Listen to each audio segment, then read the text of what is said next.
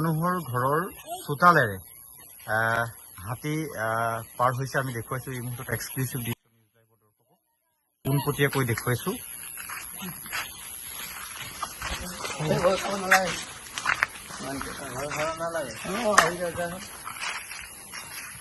মানুহৰ ঘৰৰ চোতালেৰে হাতী এনেধৰণে পাৰ হৈছে।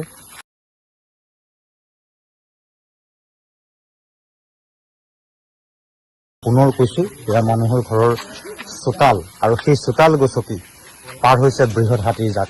বহু সংখ্যক পোৱালি হাতী আছে ইয়াত আৰু আমি নিচে কাষৰ পৰা অতি সাৱধানে সেই ভিডিঅ' দেখুওৱাৰ চেষ্টা কৰিছোঁ, সেই ভিজুৱেল দেখুওৱাৰ চেষ্টা কৰিছোঁ।